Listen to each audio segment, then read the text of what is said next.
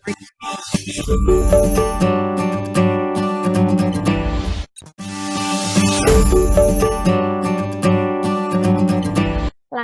saja kepada Bapak Lutfi Dwi Putranto, dipersilahkan.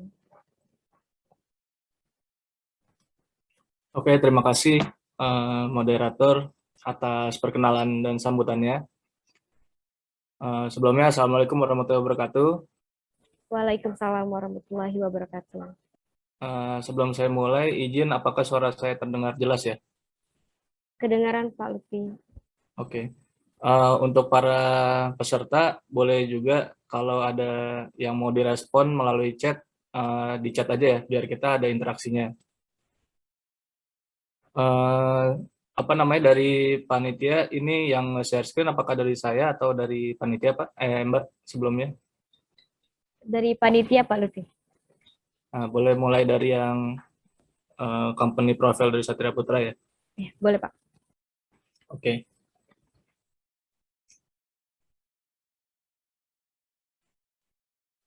Oke, sebelumnya terima kasih kepada panitia After College sudah mengundang saya selaku co-founder dari Satria Putra dalam kegiatan webinar ini. Dan hormat saya kepada Bang Akpin yang sudah menjadi pembimbing dari acara ini. Semoga acaranya berjalan lancar dan berkelanjutan ya Pak ya. Amin. Amin. Nah, oke, kalau gitu izinin saya untuk mulai membacakan CV dari Satria Putra Building and Construction, karena saya di sini diperkenalkannya sebagai co-founder dari Satria Putra ya. Boleh dilihat dari founder kita ini di Satria Putra sebenarnya adalah Bapak Hidayat Satria Jati. Dia juga merupakan lulusan S1 Teknik Sipil UNJ 2009, satu angkatan dengan saya. Di sini ada beberapa medsos kami yang bisa diakses juga, dan email dan website mungkin bisa dicek kepada para peserta kalau mau kepoin ya. Lanjut, next. Ya, Satria Putra ini merupakan tim yang bergerak di bidang jasa desain dan bangun konstruksi, khususnya pembangunan rumah. Kami berdiri sejak 2014 dan sudah berjalan berarti selama 7 tahun ya. Lanjut. Ini visi misi kami. Yang membedakan kami mungkin di bidang ini dari kontraktor lainnya, mungkin di misi kita yang paling bawah itu melakukan program-program edukasi, karena kami selaku founder dan co-founder ini hampir semuanya lulusan dari UNJ, jadi kami sangat memprioritaskan juga untuk edukasi kepada banyak pihak. Contohnya salah satunya adalah yang saya lakukan saat ini untuk memberikan materi webinar di acara After College ini. Lanjut. Ya, ini ada struktur organisasi kami. Tim utama yang ada di sini adalah yang tadi saya sebut, Hidayat Satria Jati sebagai foundernya, dan saya sebagai co-founder juga sebagai project manager bersama Yuda Prasetya juga. Kami bertiga satu kelas di Teknik Sipil UNJ, dan satu lagi kami punya rekanan arsitek, yaitu teman saya di lulusan arsitek UI, yaitu Faridin Natar. Lanjut. Nah, berhubung kami ini memiliki peluang di masa pandemi ini untuk bekerja sama dengan beberapa pihak atau beberapa teman-teman yang di masa pandemi ini juga saling membutuhkan pekerjaan. Kami kemarin baru saja mengeluarkan program freelancer untuk saling bekerja sama membangun proyek-proyek kami yang sudah berjalan saat ini. Ada dua orang, yaitu dari Setiawan Wibowo Teknik Sipil 2013 dan Bayu dari Teknik Sipil 2017. Masing-masing satu jadi supervisor, yang satu jadi drafter dan estimator kami. Tapi kami juga sudah memiliki daftar freelancer yang siap membantu kami. Ada beberapa bisa dibaca di bawah yang akan bisa kami ajak kerjasama untuk proyek-proyek selanjutnya. Dan ini tidak menutup kemungkinan ke depannya kami juga akan bekerja sama lagi dengan banyak pihak. Boleh lanjut? Ini beberapa proyek yang telah kami selesaikan, dimulai dari tahun 2015 sampai dengan 2021. Next, 2021-nya ada di slide berikutnya. Lanjut. Nah, ini adalah yang sedang berjalan proyeknya dan proyeksi proyek yang akan kami kerjakan di 2021 ke depan. Lanjut. Ini ada dokumentasi proyek-proyek kami, mungkin bisa dilanjutkan saja singkat, bisa untuk hanya melihat hasil-hasil kerja kami.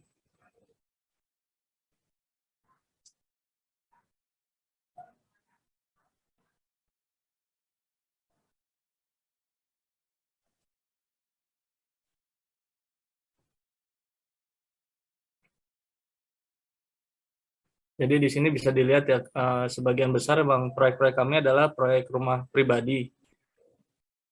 Jadi peluang untuk rumah pribadi di selama pandemi ini juga masih sangat terbuka lebar, karena sekarang banyak orang yang bekerja dari rumah sehingga ingin rumahnya nyaman untuk dipakai bekerja.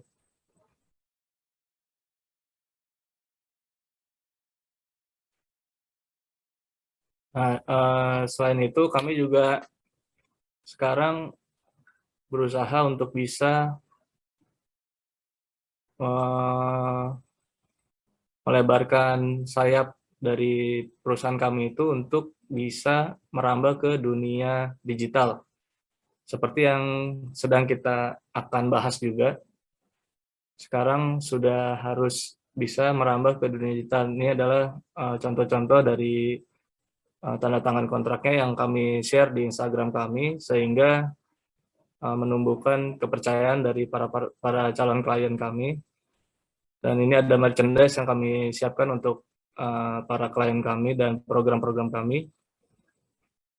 Ini adalah gerakan sosial yang kami lakukan, yaitu gerakan Protect Workers.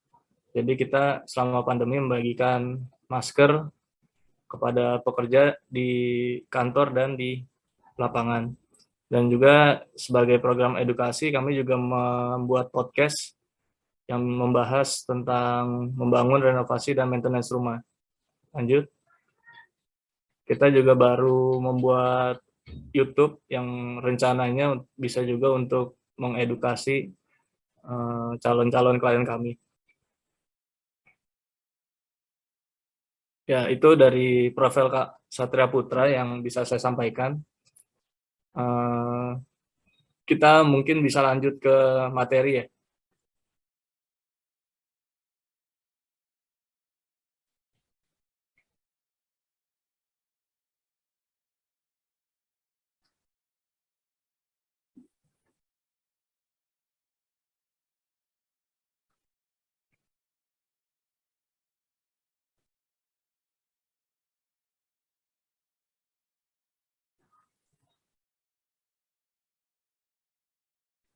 Oke, kita mulai ya. Di sini saya akan coba membahas dan memberikan perkenalan kepada para peserta tentang pentingnya SDM dalam menyambut dunia digital di sektor konstruksi. Mengingat peserta dari webinar ini cukup lebar range-nya, mulai dari SMK sampai dengan lulusan teknik sipil ya, sehingga saya akan mencoba untuk memperkenalkan secara ringan agar peserta memahami dulu apa itu pentingnya dunia digital yang terjadi sekarang, dan kita sebagai SDM di dalamnya harus menyambut dengan baik. Mungkin nanti di materi kedua yang akan lebih detail terhadap BIM yang akan dibahas berikutnya. Lanjut. Ya, saya mulai dari kutipan para filsuf yang ada tentang perubahan. Pertama adalah dari Johann Wolfgang, filsuf dari Jerman. Dia mengatakan hidup adalah milik mereka yang hidup, dan dia yang hidup harus siap untuk perubahan.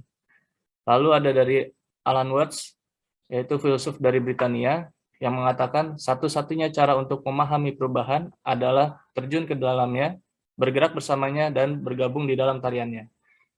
Kenapa kalimat ini disampaikan? Untuk menyadarkan kita bahwa hidup ini tidak akan stagnan, hidup ini akan selalu berubah, sehingga selama kita hidup, kita harus menerima yang namanya perubahan, dan kita harus terjun ke dalamnya untuk bisa ikut dalam perubahan dan maju bersama kehidupan. Lanjut. Ya, ini adalah contoh dari evolusi kerja di bidang teknik sipil yang mungkin karena di sini kita membahasnya akan ke arah BIM, saya coba ilustrasikan dengan seorang drafter. Pada zaman dulu di kisaran tahun 80-an sebelum ada komputer, drafter menggambar itu manual menggunakan kalkir. Dikerjakan, bisa lihat di foto yang sebelah kiri, oleh sangat banyak orang, dan mereka terlihat sangat tekun dan teliti mengerjakannya.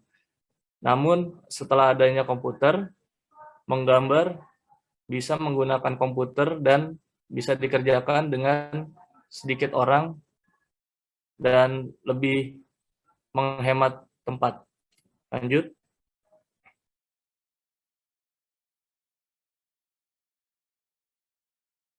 Ini ada perubahan. Saya saat kuliah masih diajarkan menggambar menggunakan kalkir, tapi juga mulai peralihan ada pelajaran tentang AutoCAD.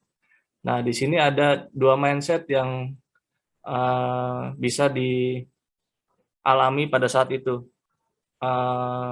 Terutama dosen-dosen saat itu sangat menginginkan mahasiswanya itu untuk menguasai cara gambar menggunakan kalkir, sedangkan kami mahasiswanya yang sudah terpapar AutoCAD dan sangat tertarik dengan AutoCAD merasa kalkir sudah bukan zamannya, dan dua hal inilah yang terjadi. Yang old mind, yang pemikirannya masa lalu, menganggap bahwa menggambar dengan kalkir membuat kita lebih memahami gambar rencana menuntut ketelitian.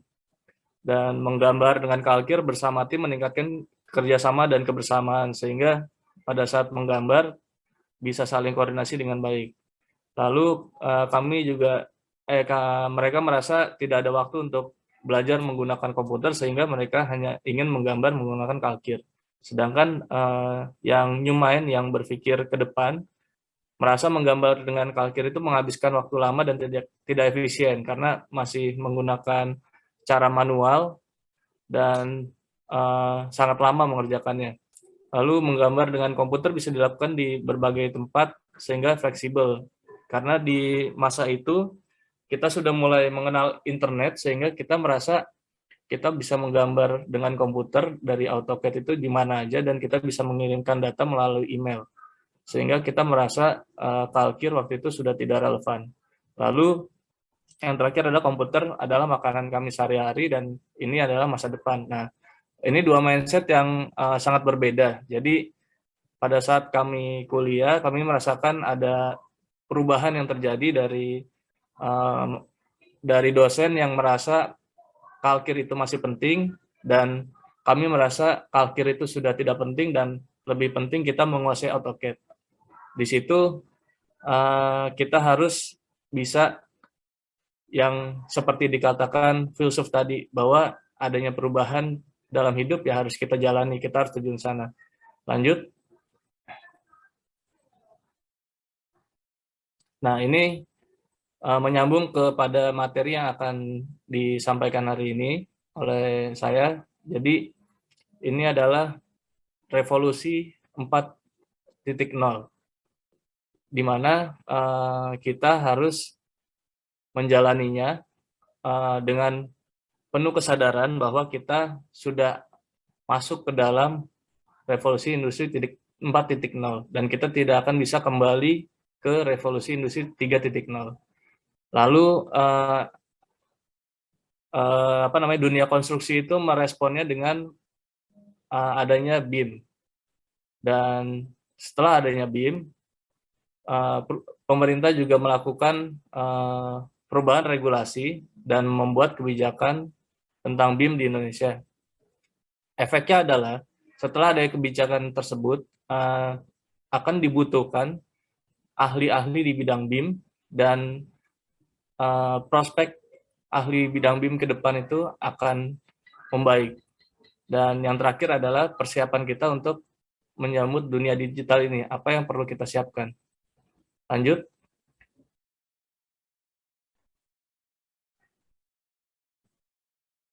Nah, ini adalah gambaran revolusi mulai dari industri 1.0, 2.0, 3.0, dan 4.0. 1.0 adalah posisi di mana waktu itu ditemukannya mesin uap.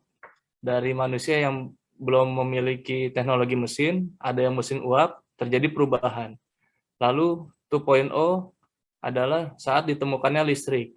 Jadi dari saat pabrik-pabrik menggunakan mesin uap, lalu ditemukannya listrik, maka terjadi perubahan sistem kerja yang secara signifikan sehingga disebut sebagai revolusi industri. Lalu yang 3.0 yang saat ini kita jalani adalah adanya elektronik komputer yang menggantikan manusia di berbagai sektor. Namun saat ini di revolusi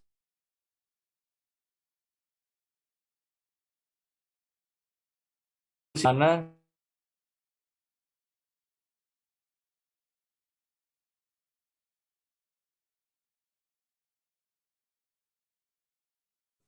maaf keputus tadi.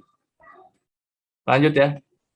Jadi revolusi industri 4.0 ini merupakan gabungan dari teknologi otomatisasi komputer dengan dunia digital. Jadi banyak hal yang tadinya masih berbentuk fisik di industri 4.0 ini dirubah menjadi digital. Next. Nah, dampaknya dari revolusi industri 4.0 ini ke dalam dunia konstruksi adalah perubahan kemampuan SDM yang dibutuhkan, lalu munculnya teknologi BIM, dan mulai diberlakukannya 3D printing dalam melakukan modeling, terus perubahan dalam teknologi survei, dan yang terakhir adalah SAP ini untuk permodelan bisnisnya. Yang kita lakukan sekarang ini juga adalah salah satu dampak dari revolusi industri 4.0 yang biasa kita melakukan seminar secara fisik langsung bertemu. Sekarang kita bisa bertemu melalui virtual dari digital. Lanjut. Ya, di sini saya mulai kita dengan pertanyaan what is BIM? BIM adalah kependekan dari Building Information Modeling. Sebelumnya di sini sudah ada yang tahu belum tentang BIM? Bisa coba di chat, ada yang tahu apa enggak nih BIM? Yang tahu bisa tulis di chat BIM.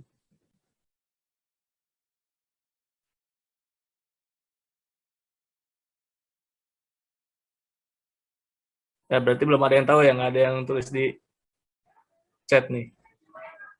Nah, ada yang jawab nih, Usran Hilal Hilmi, metode konstruksi. Terus siapa lagi nih? Oh, sorry, selain Usran ada lagi nggak yang tahu tentang BIM? Building modeling. Ya, itu ada di panjangan namanya ya, building modeling ya. Ada lagi nggak nih?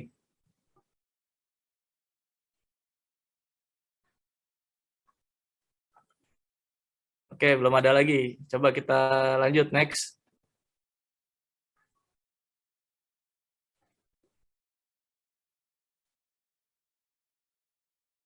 Nah, jadi BIM ini karena tadi saya lihat di sini chat masih cuma sedikit yang jawab ya.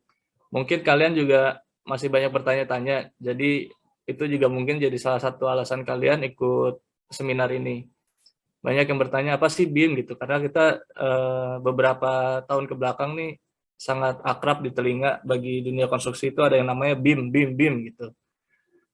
Nah, jadi banyak yang mikir untuk seperti tadi tuh, pada saat ada perubahan, pikiran orang lama itu pasti, aduh BIM ini bikin PR nih, jadi mesti belajar lagi, pusing gitu. Sedangkan kita sebelumnya belajar AutoCAD aja mungkin belum lancar, belajar SketchUp belum lancar, sekarang udah ada BIM lagi gitu. Terus udah gitu, BIM apa sih, nggak ngerti gitu, bikin ribet aja. Terus udah enak yang sekarang nih kan, kita lagi pelajarin, ada BIM lagi yang harus dipelajarin, apa sih gitu. Itu adalah pemikiran old man yang seperti pada saat saya ilustrasikan di depan tadi, orang-orang yang masih menggambar menggunakan kalkir pada saat ada AutoCAD, mereka banyak yang merasa, apaan sih AutoCAD, pasti bikin ribet gitu. Sedangkan saat ini kita sudah sangat wajar sekali menggunakan AutoCAD dan kita tentunya pada saat diminta untuk mengerjakan gambar dengan kalkir, kita akan menolak karena kita merasa AutoCAD itu udah lebih nyaman, lebih enak, lebih efektif, lebih efisien kita kerjakan ketimbang kita gambar menggunakan kalkir gitu. Dan BIM ini juga jenis yang sama dengan perubahan seperti itu. Next. Nah, kalau kita punya pikiran sebagai new mind, pemikiran yang ingin tahu perubahan yang baru dan mengikutinya, kita pasti punya pikiran, nah akhirnya ada BIM, rencana proyek jadi simple, gue harus usahain nih. Karena apa? Jadi BIM ini pada dasarnya diciptakan untuk memecahkan masalah-masalah rumit yang sebelumnya terjadi di dunia konstruksi sebelumnya dan mencoba untuk membuatnya menjadi lebih simpel. Tapi untuk orang-orang yang belum mencobanya, pasti akan merasa ini menyulitkan. Sama juga seperti AutoCAD, diciptakan untuk mempermudah drafter untuk menggambar yang dulu yang menggunakan kalkir dan efisien, digunakanlah AutoCAD agar lebih mudah. Nah, di sini mindset-nya harusnya bisa kita gunakan yang seperti ini, yang Newman ini. Jadi pada para peserta yang baru mendengar BIM, ini yang harus kalian pahami bahwa BIM ini membuat rencana proyek lebih simpel dan kita bisa tahu kesalahan-kesalahan gambar itu lebih gampang dan kita bisa segera merevisi dengan lebih mudah dan bisa melakukan koordinasi dan kerja di mana aja real time. Jadi semakin fleksibel ketimbang hanya menggunakan AutoCAD. Jadi BIM itu adalah menggabungkan berbagai aspek menjadi satu dalam kegiatan proyek. Lanjut. Nah, ini ada pertanyaan, apa sih itu BIM? Nah, di gambar ini kita bisa lihat ada facility manager, owner, general contractor, arsitek, structural engineer, dan sebagainya. Dalam proyek itu mereka saling berkolaborasi untuk bisa menyelesaikan suatu proyek. Nah, biasanya yang terjadi adalah saat ini koordinasi dilakukan secara manual. Jadi kita harus bertemu langsung, melakukan meeting, dan menyelesaikan semua masalah proyek di lokasi. Sedangkan yang kita tahu saat ini kita sedang mengalami pandemi, kita juga sekarang mobilitas semakin tinggi, maka kadang kesulitan dalam menjalankan proyek justru malah mempertemukan berbagai banyak orang ini dalam satu lokasi meeting. Nah, untuk mempermudah itu, mencari solusinya, kita menggunakan BIM. Jadi BIM adalah kepanjangannya tadi kan Building Information Modeling, artinya pada saat melaksanakan proyek, kita membuat proyek itu sebagai suatu model yang seluruh informasinya bisa diinput oleh seluruh orang yang terlibat. Contohnya di sini ada arsitek, structural engineer, segala macam itu semua bisa memasukkan informasi mereka masing-masing ke dalam BIM tersebut, lalu bisa dikoordinasikan dan dikolaborasikan langsung di dalam aplikasi BIM ini. Jadi BIM ini seperti terminal virtual yang ciptakan untuk bisa menyelesaikan proyek tanpa harus bertemu. Jadi bisa ibaratnya bisa meeting tanpa perlu bertemu dalam BIM ini. Jadi setiap orang bisa melihat informasi dari masing-masing pihak tanpa harus melakukan meeting secara langsung. Secara tertulisnya, BIM atau Building Information Modeling adalah suatu sistem atau teknologi yang mencakup beberapa informasi penting dalam proses desain, construction, maintenance, dan integrasi pada permodelan 3D. Nah, di sini keuntungan implementasi BIM yaitu untuk meningkatkan efisiensi dan akurasi melalui koordinasi antara stakeholder konstruksi, proses desain dan konstruksi menjadi lebih ramping dan transparan. Akurasi dalam perhitungan, menghindari kesalahan-kesalahan selama perencanaan hingga pelaksanaan, dan waktu pelaksanaan lebih cepat.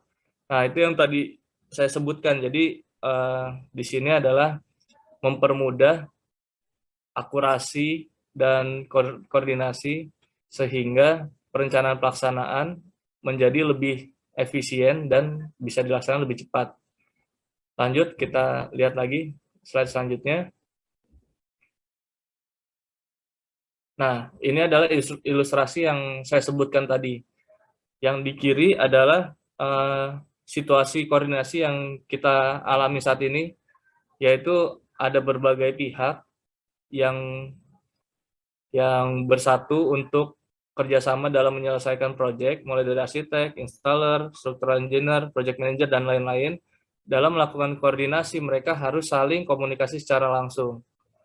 Jadi bisa dilihat ada banyak garis di situ yang rumit, sehingga realisasinya untuk menjalankan koordinasi ini biasanya terjadi hambatan karena kesibukan dari masing-masing pihak untuk bisa menyelesaikan dan melakukan koordinasi di waktu yang sama. Nah, sedangkan dengan adanya digitalisasi konstruksi, yaitu adanya BIM, kita lihat gambaran di kanan, semua informasi itu sudah disatukan di dalam aplikasi BIM, sehingga masing-masing dari pihak yang terlibat tidak perlu melakukan meeting secara langsung kepada pihak yang lain, cukup dengan memasukkan semua informasi yang dari bidangnya, sehingga setiap orang yang lain ingin mengetahui informasi tersebut bisa melihatnya di dalam BIM. Lalu koordinasi juga bisa dilakukan di dalam BIM tersebut. Jadi BIM ini adalah seperti terminal dari semua informasi. Lanjut.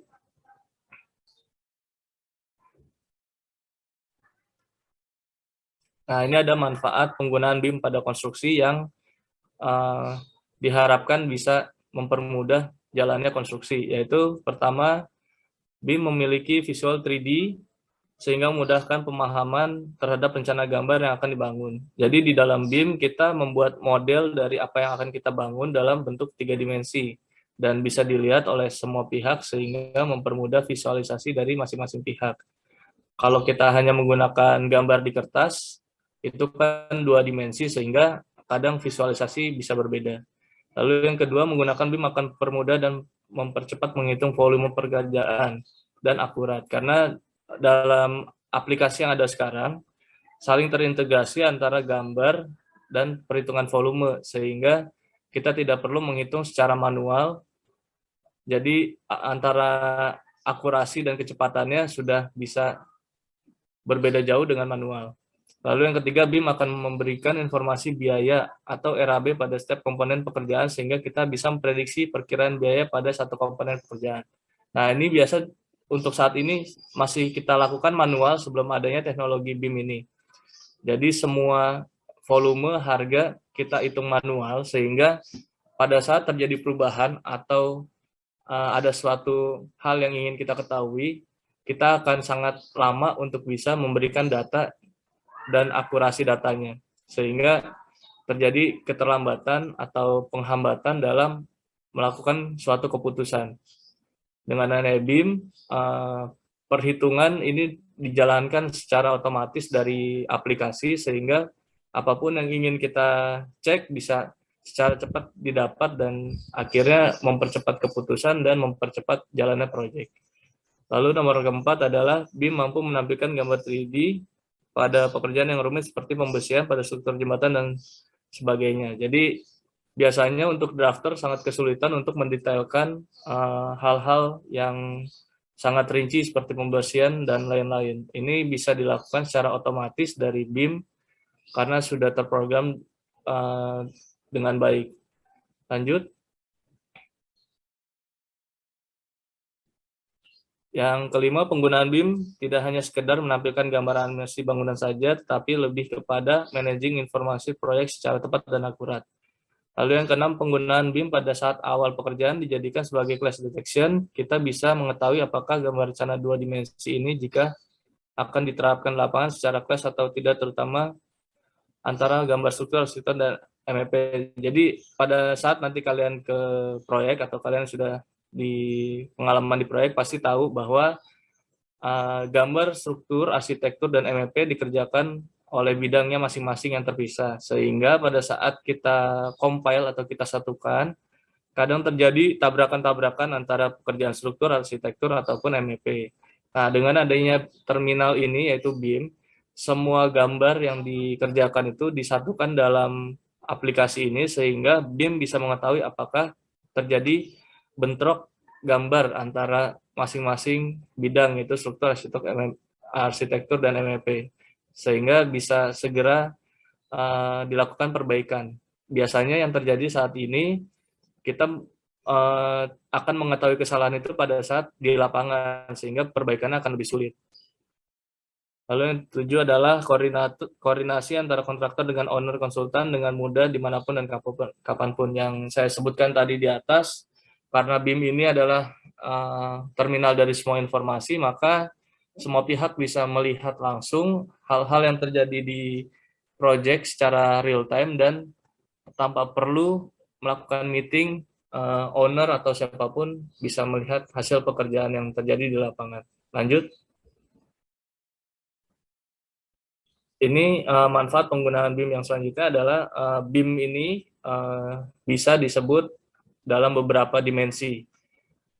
Dimensi yang pertama adalah 3 dimensi, yaitu desain. Jadi desain yang dikerjakan di BIM itu merupakan 3 dimensi. Itu adalah dimensi paling rendah dari penggunaan BIM. Jadi semua orang bisa tahu visualisasi 3D dari proyek yang akan dikerjakan. Selanjutnya adalah 4 dimensi. 4 dimensi ini adalah setelah kita memiliki visualisasi proyek yang kita kerjakan, kita mengetahui schedule dalam pembangunan proyek tersebut. Dalam scheduling ini, visualisasi 3D-nya itu bisa dibentuk sesuai schedule alur pekerjaan. Jadi mulai dari misalkan melakukan penggalian, pondasi, struktur, arsitektur bisa terlihat di bulan keberapa, pekerjaannya apa, bulan apa, proyek ini selesai sampai kapan, sampai diselesainya. Lalu yang dimensi kelima yaitu estimating. Jadi setelah kita mengetahui desain dan schedule-nya, di sini juga BIM bisa menghitung dari proyek tersebut perkiraan biaya yang harus dikeluarkan adalah berapa. Jadi pada saat owner merasa mungkin biayanya terlalu lebih, maka kita bisa merubahnya di 3D design, lalu estimasinya akan langsung berubah sehingga mempercepat pekerjaan dan keputusan dari owner. Lalu yang dimensi keenam adalah sustainability. Sustainability adalah lebih ke arah energi yang dikeluarkan. Jadi mereka bisa menghitung apakah desain ini sudah sustain, tidak banyak mengeluarkan energi. Jadi kan sekarang banyak yang menamakan buildingnya itu dengan go green building. Nah, di dimensi keenam ini kita masukkan green building di dalam permodelan proyek ini, sehingga nanti kita bisa tahu seberapa green dari building proyek yang akan kita kerjakan. Lalu yang ketujuh adalah maintenance. Nah, dimensi ketujuh ini, jadi pada saat proyek selesai dikerjakan, BIM bisa memasukkan biaya maintenance yang akan dikeluarkan oleh proyek itu. Misalkan kita membuat proyek kantor. Terus kita sudah men-setting di 6 dimensi untuk green building-nya. Nah, di dimensi ketujuh sini kita bisa melihat biaya operasional yang akan dikeluarkan oleh proyek itu untuk misalkan biaya listriknya, biaya airnya, dan sebagainya, dan perawatannya juga. Jadi itu BIM itu jadi terdiri dari beberapa dimensi. Jadi apabila kalian ditanya mau BIM level berapa atau dimensi berapa, ini yang dimaksud dengan dimensi dari BIM. Lanjut. Nah, ini adalah contoh yang penggunaan dari BIM. Jadi yang sebelah kiri adalah gambar rencana 3D dari BIM dan realisasinya ada di sebelah kanan. Lanjut. Ini yang tadi disebutkan bahwa dengan adanya gambar di AutoCAD, kita melihat gambar sebelah kiri nih secara dua dimensi. Kan ruwet banget nih, ya kan? Tapi dengan BIM kita melihatnya secara 3 dimensi, yaitu yang sebelah kanan. Jadi kita bisa lihat lebih nyaman dan kita bisa mengecek secara detail satu persatu dari proyek yang kita kerjakan rencananya. Lanjut. Nah, nanti ke depannya juga kita akan menghadapi pembangunan proyek itu menggunakan virtual reality dan augmented reality. Jadi VR dan AR itu ke depannya akan digunakan juga dalam proyek-proyek yang dikerjakan. Ini contohnya yang saya tahu sedang berjalan itu di proyek tim.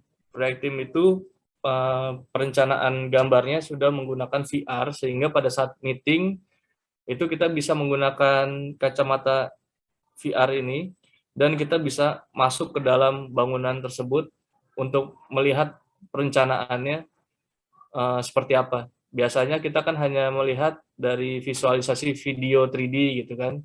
Nah, ke depannya bisa langsung masuk ke dalam rencana pekerjaan itu menggunakan VR ini. Dan nantinya VR ini akan dilanjutkan dengan augmented reality sehingga pada saat kita project sedang dikerjakan itu kita bisa menggunakan kacamata VR ini ke project tersebut dan melihat rencana bangunan jadinya seperti apa di lokasi tersebut gitu. Jadi tidak hanya di perencanaan tapi di lokasi yang sebenarnya seperti apa. Jadi di situ kita bisa melihat, membayangkan akhir dari proyeknya seperti apa dan apabila ada kesalahan-kesalahan yang terjadi di pekerjaan aslinya, di situ akan kelihatan perbedaannya, sehingga bisa dengan cepat melakukan evaluasi. Lanjut. Nah, ini adalah beberapa software yang saling terintegrasi untuk menjadikan BIM ini berjalan lancar. Jadi, mulai gambarnya misalkan menggunakan AutoCAD, lalu ada perhitungannya menggunakan Revit dan segala macamnya, digabung itu nanti akan masuk ke dalam suatu model information building. Lanjut.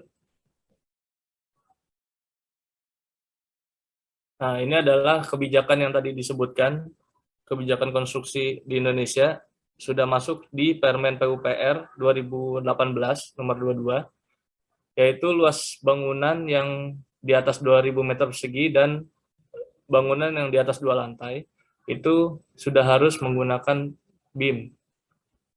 Nah, cuman detailnya nanti akan dilihat pada saat proyek itu ada dimensi-dimensi yang diperlukan, apakah sampai 3 dimensi, 4 dimensi, 5 dimensi, atau sampai 7 dimensi, itu yang membedakan nanti. Sehingga efek dari regulasi ini, maka diperlukan ahli-ahli BIM. Lanjut. Nah, disinilah adanya kebutuhan dan prospek kerja ahli BIM, salah satunya dikarenakan adanya regulasi dari pemerintahan tersebut. Dari pemerintah Indonesia melakukan regulasi bahwa adanya standar BIM sehingga dibutuhkan ahli-ahli BIM yang bisa kita jadikan suatu cita-cita ke depannya untuk menjadi ahli BIM, karena yang namanya sudah menjadikan regulator, maka itu adalah hal yang wajib. Apabila kita bisa menguasai ini, maka kita bisa diserap oleh dunia konstruksi di Indonesia ini.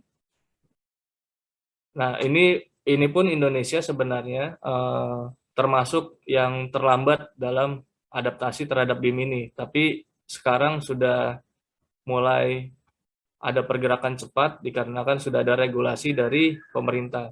Di sini ada prospek dari tenaga ahli BIM yang salary-nya kisaran 6-10 juta, itu tergantung dari kemampuan dari si ahli BIM-nya itu dalam menerapkan model BIM-nya.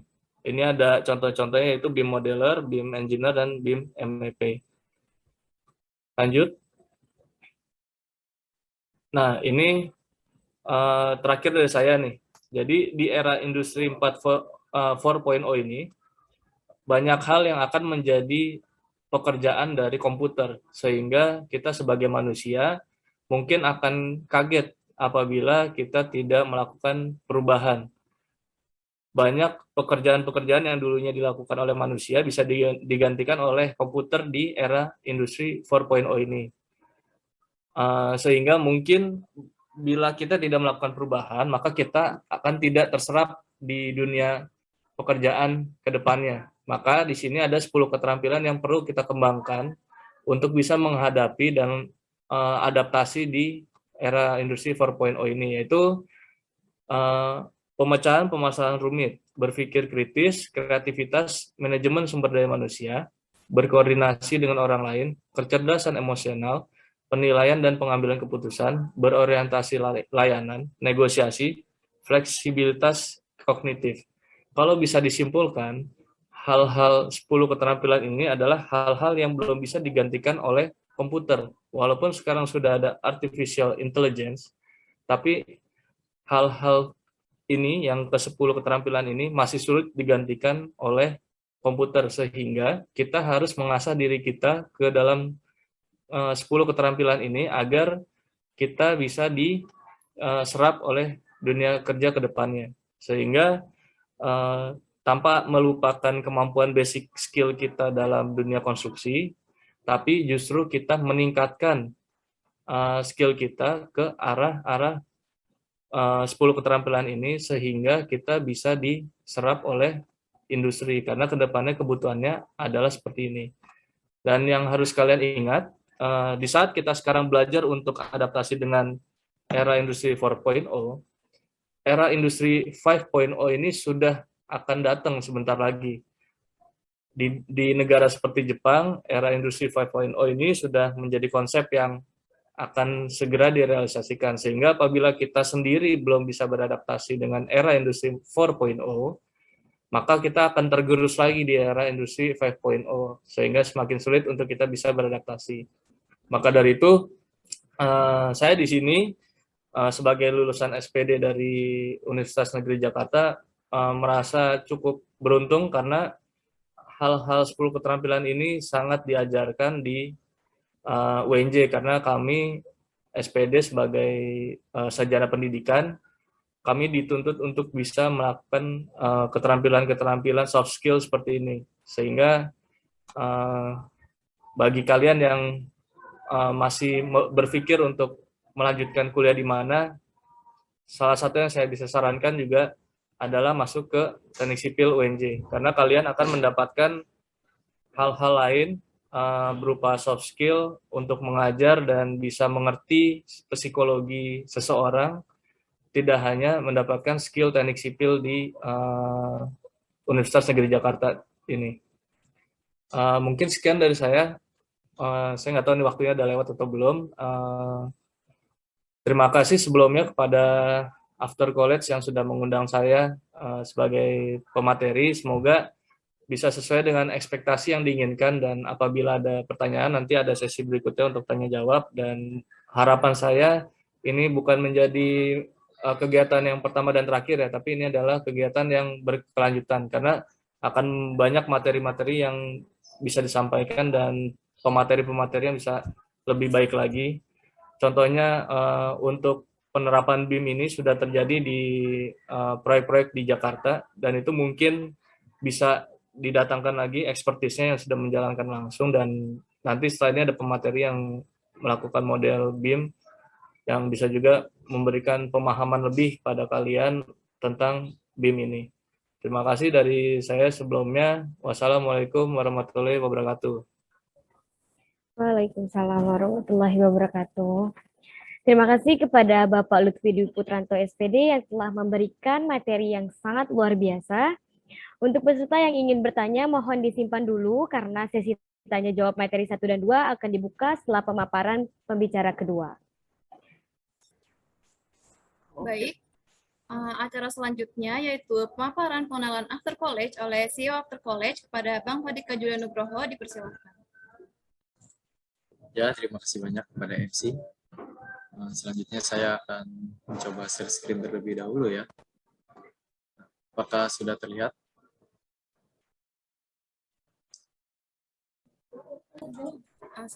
Sudah Bang. Ya, selanjutnya. Assalamualaikum warahmatullahi wabarakatuh. Perkenalkan, nama saya Fadika Julia Nugroho, selaku CEO dari After College, di mana teman-teman sendiri bisa lihat ya, bahwasanya di sini kami punya mutu yaitu always be creative, di mana kita harus selalu menjadi kreatif setiap hari. Oke, selanjutnya kita lihat After College itu apa sih? Kita lihat pada slide selanjutnya ya. Apa sih itu AC? AC di sini itu bukan air conditioner, tapi AC di sini yaitu After College. Nah, apa itu After College? After College yaitu di mana tempat kumpul setelah kuliah ataupun tempat kembali setelah lulus untuk mengembangkan skill BIM, baik itu aplikasi AutoCAD dan Revit yang berguna sebagai bekal di dunia kerja nanti. Dengan beragam pilihan kelas yang dapat dipilih sesuai kebutuhan, After College fokus pada pelatihan dan peningkatan skill. After College juga akan membentuk komunitas drafter dan menerima pekerjaan dari luar bersama peserta yang sudah lulus dari pelatihan. Jadi, intinya, After College yaitu sebuah tempat bimbel yang dimana fokus untuk mengembangkan skill BIM. Salah satu contoh aplikasinya yaitu seperti AutoCAD dan Revit, yang dimana akan berguna untuk dunia perkuliahan nanti dan dunia pekerjaan nanti. Nah, selanjutnya kita bisa lihat ya pada gambar bahwasanya di sini ada program After College, di mana teman-teman nanti yang baru menjadi fresh graduate dan sini ada jobs yang dimana pekerjaan-pekerjaan. Nah, kita lihat pada kenyataan yang sekarang ya, bahwasanya sekarang tuh sangatlah sulit untuk mendaftarkan pekerjaan. Persaingan begitu ketat, sangat banyak. Apalagi kita bisa tahu bahwasanya perkuliahan tidak hanya ada perkuliahan negeri saja, tapi ada kuliah juga swasta. Dan lulusan S1 pun begitu banyak dan sangatlah ketat persaingannya. Begitu sulit, apalagi pekerjaan-pekerjaan zaman sekarang, perusahaan-perusahaan ingin di mana calon pegawainya itu sudah memiliki pengalaman bekerja. Sedangkan kita sebagai atau teman-teman sebagai fresh graduate itu sangatlah sulit, di mana teman-teman baru lulus tiba-tiba perusahaan minta yang sudah ada pengalaman bekerja gitu loh. Nah, maka dari itu kami After College di sini bekerja sama dengan para alumni-alumni sekalian yang di mana alumni ini telah bekerja baik itu di bidang konstruksi maupun di bidang pendidikan. Karena kita tahu sendiri ya bahwasanya S1 di UNJ itu jurusannya pendidikan. Maka dari itu ada juga kami bekerja sama dengan para alumni yang bekerja di dunia pendidikan, yaitu salah satu contohnya keguruan. Nah, maka dari itu teman-teman nih jangan begitu panik atau khawatir, wah nanti kerjanya gimana ya? Atau kira-kira pekerjaan yang cocok itu seperti apa gitu loh untuk kita.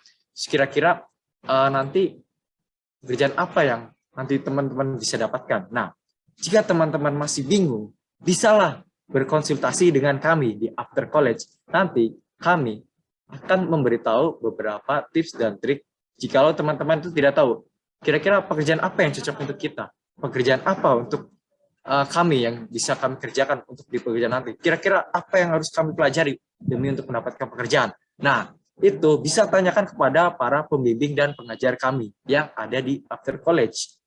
Nah, selain itu, After College sendiri membuka sebuah lapangan pekerjaan. Jadi, sehingga di mana teman-teman nanti yang sudah mengikuti pelatihan di kami dan lulus, teman-teman semua ini bisa bekerja menjadi tenaga kerja, yaitu seorang pengajar di after college, di mana nanti after college sendiri kami akan membuka sebuah kelas, di mana kelasnya itu kelas teman sebaya dan teman-teman yang sudah lulus di pelatihan kami.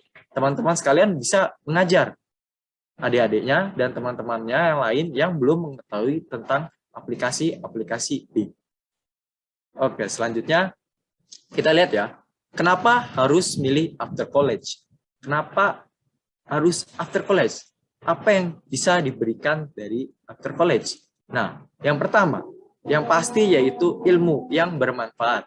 Nah, teman-teman semua akan mendapatkan ilmu, baik itu ilmu drafter seperti gambar-gambar di AutoCAD maupun Revit, gambar 2D maupun 3D.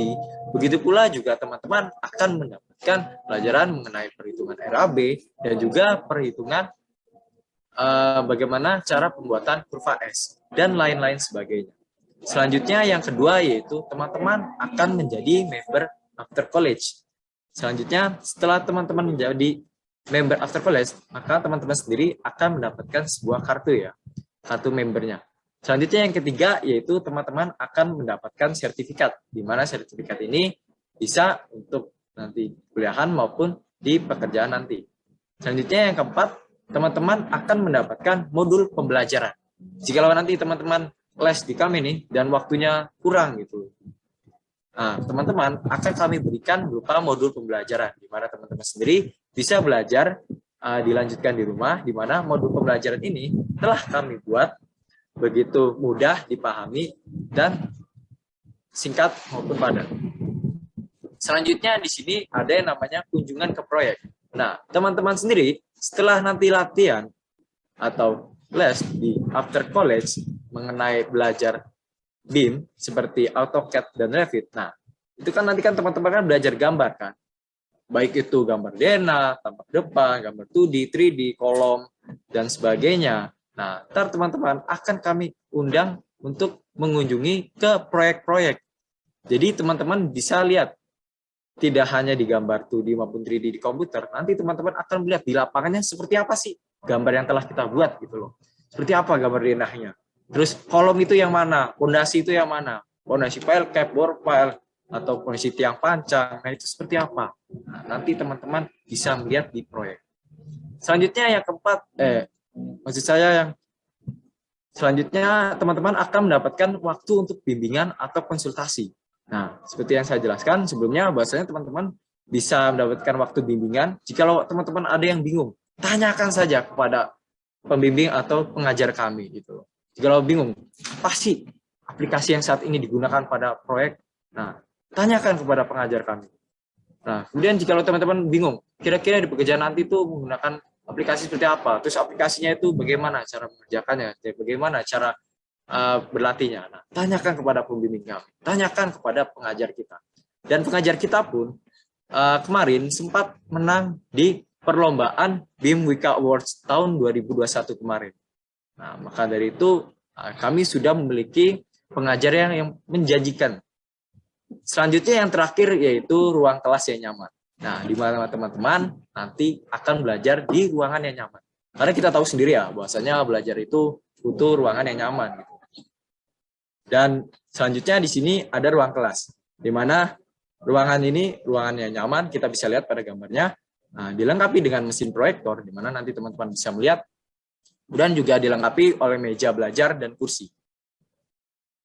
Oke, selanjutnya di sini kita bisa lihat ya, bahwasanya ada dua kelas. Nah, yang pertama yaitu kelas reguler, dan yang kedua ada kelas teman sebaya.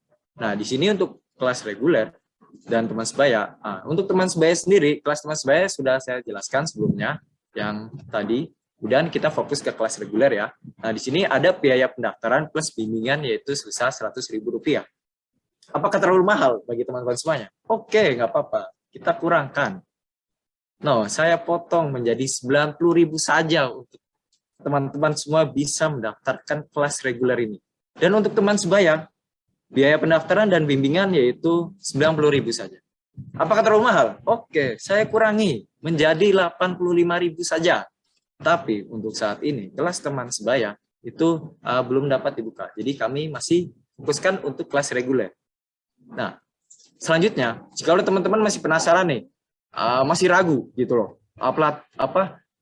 jika kita nanti ikut les-lesan seperti apa. Nah, sebelum teman-teman ragu, teman-teman bisa mencoba dulu nanti di workshop kami, di mana kami akan mengadakan workshop after college yang akan dilaksanakan pada tanggal 4, 8, sampai dan 11 Desember.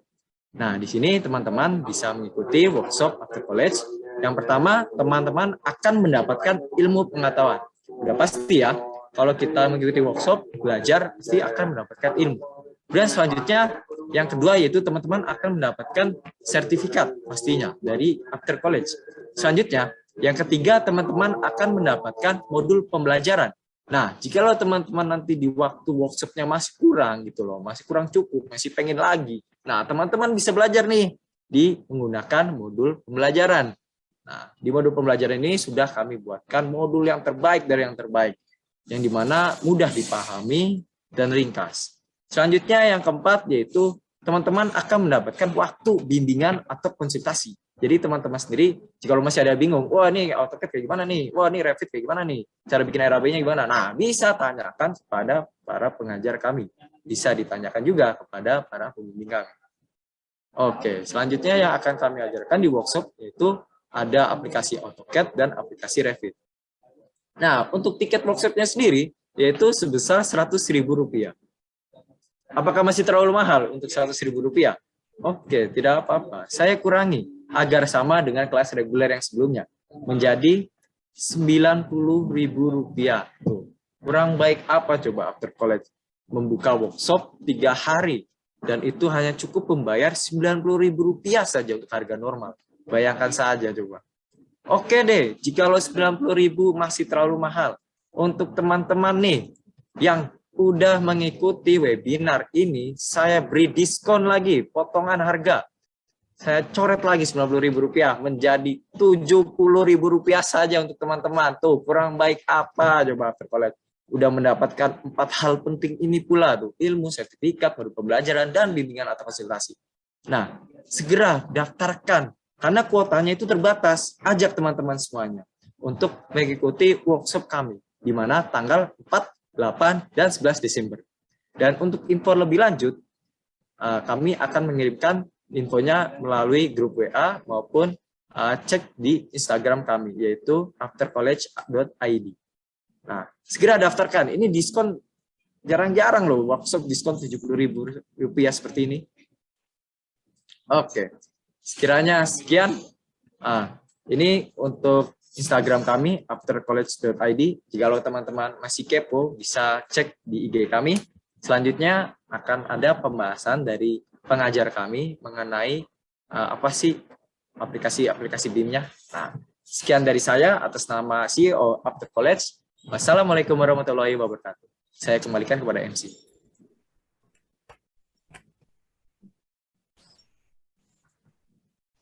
Waalaikumsalam warahmatullahi wabarakatuh. Terima kasih kepada Bang Fadika Julian atas pemaparannya.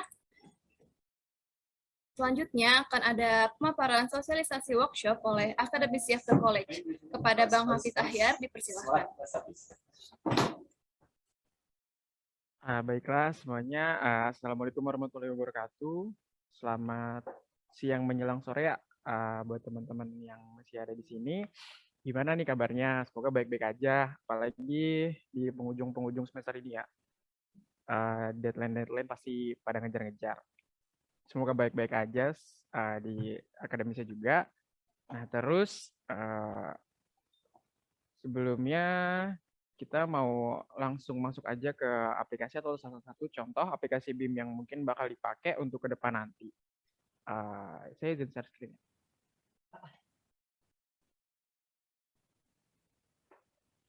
Nah, jadi di sini itu ada salah satu aplikasi BIM, Revit, dan juga di sini tuh udah ada salah satu project yang sempat saya buat, atau waktu itu saya sempat ikut pelatihan gitu. Nah, kemudian di sini tuh ada project yang udah saya buat.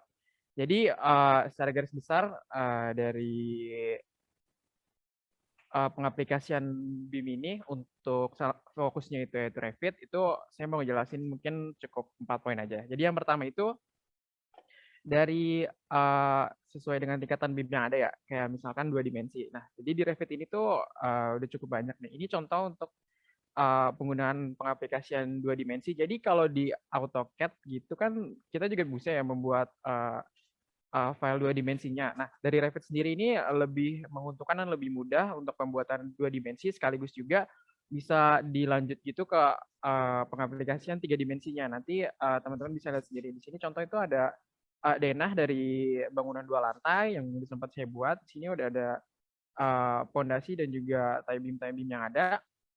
Nah, ini dari level 1 sendiri. Kemudian di sini ada level 2, level 3, dan seterusnya. Itu bisa disesuaikan dengan kedisiplinan atau pembuatan teman-teman nanti sesuai dengan penugasan yang ingin teman-teman buat. Kemudian poin selanjutnya itu di sini juga ada gambar 3D. Nah, dari gambar 3D ini teman-teman nggak usah repot-repot lagi kayak dari Archicad atau SketchUp dan sebagainya itu kayak harus ngedesain ulang dari awal atau gimana. Dari sini itu sendiri teman-teman itu bisa langsung otomatis ngelanjutin ke 3 dimensinya karena dari Revit sendiri itu bisa lanjut ke 3 dimensi nih. Contoh dari 2 dimensi ini yang menunjukkan tampak denah. Nah, di 3D ini tuh teman-teman bisa lanjut ke penggunaan atau tampilan 3D modelingnya. Di sini juga teman-teman bisa setting, kayak misalkan wireframe atau hidden line jenisnya, dan kualitasnya itu ingin bagus atau gimana dan sebagainya. Teman-teman bisa setting atau atur sendiri. Nah, kemudian lanjut di sini, di Revit juga itu bisa yang namanya scheduling dan juga mencari nilai volume dan sebagainya. Apalagi ini kan khusus nih buat teman-teman teknik sipil yang butuh banget, apalagi yang udah masuk ke mata kuliah yang berbau RAB atau rancangan anggaran biaya atau estimasi biaya dan sebagainya, apapun namanya. Nah, teman-teman di situ bisa cari atau menggunakan salah satu fitur yang ada dari Revit, itu kalau dari sini tuh namanya dia scheduling atau penentuan nilai volume. Di sini. Jadi di sini itu teman-teman bisa cari tahu nih, misalkan teman-teman mau cari schedule atau kuantitinya, atau juga di sini ada material take off dari salah satu proyek yang udah saya buat di sini. Nah, teman-teman itu bisa cari tahu nih. Contoh di sini saya mau cari tahu dari struktural fondasi, kayak misalkan struktural fondasi ini ngebutuhin itu rebaringnya berapa dan sebagainya, sesuai dengan kebutuhan yang teman-teman butuh. Di sini tuh banyak jenis-jenis ya, kayak di sini kan ada available fields-nya. Nah, di sini tuh teman-teman bisa cari tahu kayak misalkan fondasinya itu dimulai dari elevasi ke berapa, terus juga ada volumenya juga bisa dicari. Nah, di sini juga salah satu fitur dari aplikasi Revit itu dia bisa nambah plugin atau nambah aplikasi biar teman-teman tuh dipermudah lagi gitu loh. Kayak misalkan teman-teman mau rebaring atau mau masuk ke struktural, masukin penulangan dan sebagainya gitu. Jadi teman-teman bisa masukin kebutuhan-kebutuhan yang teman-teman butuhin nanti ketika mengerjakan suatu proyek dan sebagainya. Di sini contoh saya mau cari tahu nilai volume ada berapa banyak, fondasi dan sebagainya, ada elevasi juga dan juga panjang ataupun level. Jadi kalau di aplikasi Revit ini bisa cocok banget nih buat teman-teman yang lagi nyari atau butuh banget rancangan anggaran biaya suatu proyek atau suatu konstruksi dari sebuah tugas dan sebagainya. Nggak harus tugas juga sih, bisa proyek-proyek dan sebagainya. Nah, di sini tuh nih ada salah satu contohnya, misalkan di sini terhitung satu pada elevasi 0,8 meter dengan kedalaman 2 meter tinggi pondasinya. Dan ini tuh termasuk di levelnya level pile cap atau di elevasi pada elevasi pile cap. Di sini juga ada volumenya terhitung 3,6 meter kubik dan sebagainya. Nah, di sini tuh bisa kondisional banget ya, teman-teman bisa nambahin entah itu nambah kolom untuk menentukan ketinggian dan sebagainya, itu sangat kondisional sekali. Nah, terus juga di Revit ini teman-teman itu bisa menganalisis suatu konstruksi terutama pada pembebanan dan sebagainya. Apalagi buat teman-teman kan yang udah mulai masuk atau mungkin baru kenal atau ke mata kuliah yang mungkin biasa disebutnya itu mekanika teknik atau mekanika struktur dan sebagainya, apapun disebutnya, di sini tuh di Revit itu dia udah ada yang namanya analyze. Jadi pada analyze ini teman-teman itu bisa masukin pembebanan, entah itu pembebanan beban mati, beban hidup, beban angin, bahkan salju dan sebagainya. Nanti untuk lebih lanjutnya lagi, teman-teman pasti kan pada kepo. Kayak misalkan contohnya tadi tuh gimana sih Bang biar lebih detail lagi nyentuhin berapa volume dari sebuah konstruksi itu, entah itu struktur bawah ataupun atas. Terus juga menganalisis suatu beam atau menganalisis suatu kolom dan sebagainya, struktur yang ada itu gimana sih. Nah, teman-teman itu bisa kepoin atau mungkin nanti bisa ikut, pasti sih harus ikut workshop dari After College ini. Nah, untuk itu nanti 4, 8, dan 11 Desember 2021, teman-teman tetap pantengin terus di gaftercollege.id. Mungkin sekian sedikit testimoni dari atau perkenalan salah satu aplikasi yang mungkin bakal difokuskan atau dikonsentrasikan dari After College ini sendiri. Kurang lebihnya mohon maaf. Wabillahi taufiq wal hidayah. Wassalamualaikum warahmatullahi wabarakatuh. Baik, peserta sekalian, akhirnya kita telah sampai di penghujung acara. Terima kasih atas partisipasi para peserta dari awal hingga akhir acara. Saya pribadi selaku MC dan mewakili panitia ingin menyampaikan permohonan maaf sebesar-besarnya apabila ada salah kata dan kendala selama kegiatan berlangsung. Mohon dibukakan pintu maaf yang sebesar-besarnya. Demikian acara workshop peningkatan skill dalam penggunaan BIM. Sekian dan terima kasih. Wabillahi taufiq wal hidayah. Wassalamualaikum warahmatullahi wabarakatuh. Kami panitia izin untuk mengakhiri Zoom meeting ini. Terima kasih.